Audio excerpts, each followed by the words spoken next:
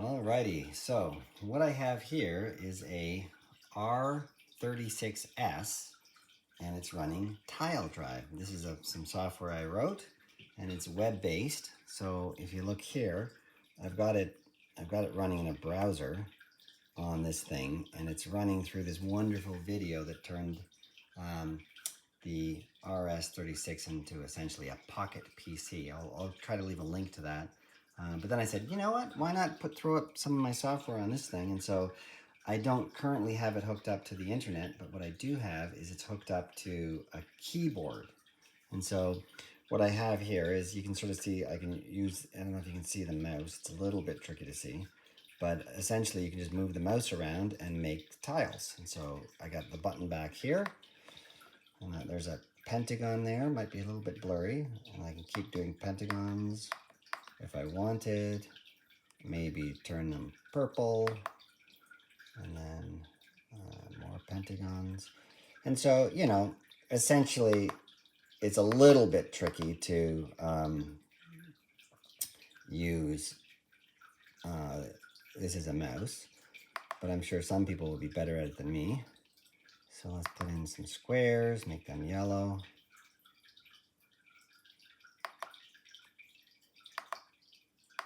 Etc. And so more importantly, what you can do is click here.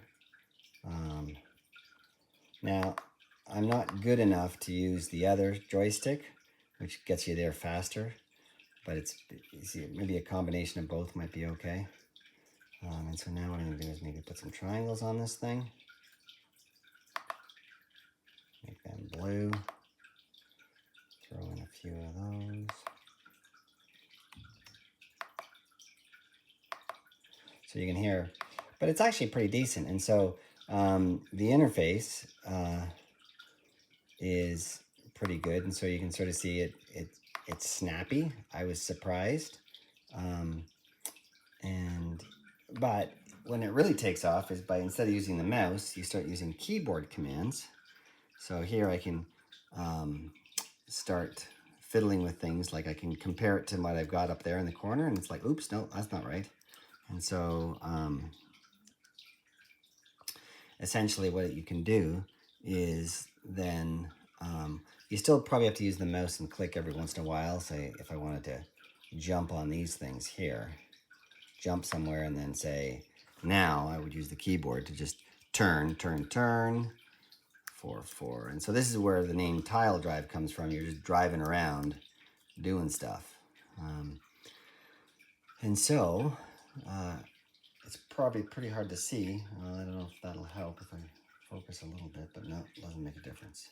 Anyway, bottom line is, I'm going to show some cool things you can do quickly. So I'm going to say a 4 purple, 5 orange, and then I'm going to copy this and put it in the upper corner here. So I'm going to say XA, and then if I want, I can start pasting them again and again. So it's a lot easier than once you're doing that. And so the other way to do it is, if you wanted to, you could just click on this little image, right? And then, oops, right, it could do that. And so, but I'm much faster at, so I could do it again. So click up here if I wanted to. And I'll just make it a little bit bigger here, or smaller, I should say, so you can see more. And so that would be one way to do it. But a smarter way to do these types of things would be to start fresh, and then maybe click this 10 times, and then turn right. And now I can cut this and say put it here by using XB. And now when I click this, you can sort of see things happen much faster. And if I want to animate this thing, I can either click this button here, or I can use the keyboard for that. But clicking there is kind of cool. And you can see it sort of runs around a path quickly around and around. Now, there are more interesting patterns that you can see. So I'll clear this one with C or using that little key there. But if you look here now, let's just see this one here. So if I click on this pattern here, it's making a little thing. And now I'll maybe make it just a little bit bigger. So you can use the these things to, you can use either the slider to this. Anyway, so you can sort of see this pattern now, and now I'm going to animate this one, and it's a little bit more interesting to sort of see how it sort of develops. And so I'll just play that again. But yeah, so I'm pretty impressed with the slickness of this, and also because this thing's a browser, right? It allows me to put on some of my resources, and so I have this directory where I hold all this stuff. And so, for instance, I could look at examples there.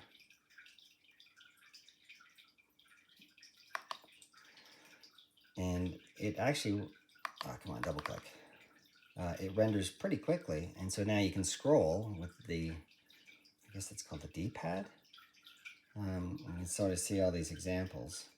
And the way I've sort of set this stuff up is that you can click over here, and the code that generated it can jump to the other one. So I click there, and then it loads here.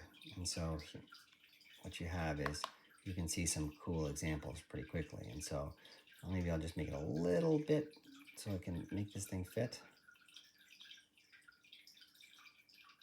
A little bit more maybe. A little too much. Yeah, anyway. So this little tree, what you can do is you can then, when you animate it, you can sort of see it. It shows you which polygons, the order in which they were made, and it's kind of cool. Anyway, bottom line is, this little device that I purchased for like 40 Canadian dollars is now, a fully functioning Linux box, and especially when you have, a little keyboard, one of these guys to help out, hooked up through the USB port at the bottom, and I'm super happy. Anyway, just a little bit of a tour of TileDrive, and also my little geek hobby of looking at these super cheap devices. Anyway, hope you enjoyed that, and probably I went on too long. Enjoy.